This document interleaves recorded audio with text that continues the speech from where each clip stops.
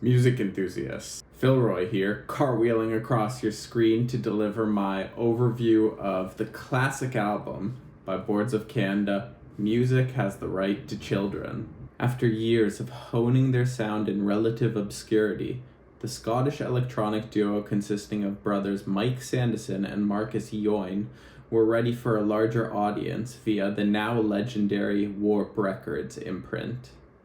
There's a ton of history and mystery in Boards of Canada lore before this record came out, but this was the landmark release that gave them a much larger audience than they'd ever had before. And let me know in the comments if you'd be interested in me doing a deep dive into Boards of Canada's earlier work in some of my future videos.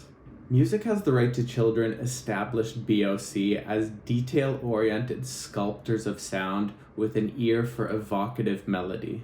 But unlike some other artists who get lost in a cloud of details, Boards of Canada never let the bigger picture get away from them on this record. Before I continue, I must say, the genius of this album is often in the subtle details. You'll definitely get the most out of this album from deep immersion. That means listening in a quiet environment with headphones. It also means not waiting for climactic moments to sweep you off your feet. With this album, it's all about the journey, riding the wave of the music and hearing the layers separate and reveal themselves as the songs bob hypnotically on. This is a repetitive album, but all the sounds are painted with a sensitive and loving touch.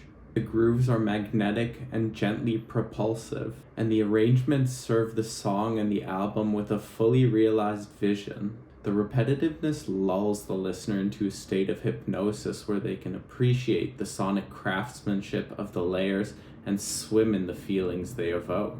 And they establish themes and feelings that they'll return to throughout the whole album in the first track. Wildlife Analysis comes in with its soft, warbly synth line and hazy atmosphere like a vague memory of childhood. To me, it evokes imagery of a cool, dewy morning in a forest. That synth line sounds like something you'd hear a bird sing, and the pad behind it sounds like the symphony of the rest of the forest all blending together and then diffused through a lens of remembering. It's amazingly immersive, and these themes of nature and childhood are something they're going to return to and examine through various perspectives throughout the album. An eagle in your mind feels like the less blissful of memories from childhood. It's like finding out the world doesn't work the way you thought it did in your naive and innocent mind. With its sinister pad sound, jarring bass accents, unsettling drums, and a deep distorted documentary vocal carrying the song through its choppy first half, the song progresses to a more easy listening second half that feels like understanding and acceptance has replaced resistance to these uncomfortable truths. Then triangles and rhombuses, and especially the color of the fire, are mood-setting vignettes that further solidify the confusing and more uncomfortable feelings of being a kid. Telephasic Workshop is a propulsive number with hazy synth lines, textured drums, and chopped up vocals that reveal themselves with some amazing interplay between the left and the right audio channel as the track progresses. The result is very psychedelic. This is one of the most standout tracks to me on the album. 6010 is another unsettling cut with abrasive, crunchy drums, hazy synth lines, and some distressing vocal cuts. Then you get Turquoise Hexagon Sun, another standout of the record. The simple, melancholic melody is an absolute earworm, and the surrounding elements have a feel that amplifies the melancholic effect. The buried drums are incredibly groovy and are accompanied by dark and concealed Foley sounds of pieces of conversations and the clacks of billiard balls. Again, the effect is a feeling of a time that will only ever exist in one's memory. Everything here comes together mystically to be more than the sum of its parts. Incredible track. Kaini Industries does some more mood setting with its slithering bass line and its blurry, nostalgic outro before we get Bakuma, a floating through the clouds prelude to Roy G. Biv, one of the most beloved and approachable songs in the Boards of Canada catalog. Roy G. Biv is a hypnotic number with a groovy earworm of a bass line and a whimsical melody. The track harkens back to simple times of childhood joy. Rue the Whirl is a richly textured jaunt. Its swirling melodies, subtle birdsong foley, processed and layered drum breaks, and smeared vocal textures coalesce into the most hypnotic track on music. This is the one that made the record click for me many years back. Aquarius is another standout track.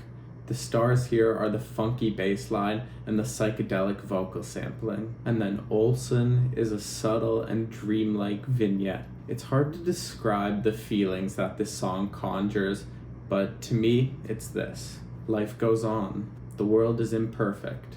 There's injustice and suffering, but we're here, feeling and experiencing, and that's a beautiful thing. Pete Standing Alone is a somber number, again, conjuring emotions of things not quite being the way that you think they should be. It feels like standing outside on the top of a hill on a dark, gray day, the wind blowing harshly as you observe the world below. Smoke's Quantity is psychedelic boom bap with warbly, melancholic synth layers and subtly textured drums. Its hazy atmosphere is a joy to inhabit, despite the serious feel given to it by the synths and what sounds like sampled horns. Then, Open the Light is an ambient piece with tinkling keys, some smooth and warm Rhodes chords. Definitely one of the warmer cuts on the record. And finally, one very important thought ends with an unsettling message on the dangers of censorship.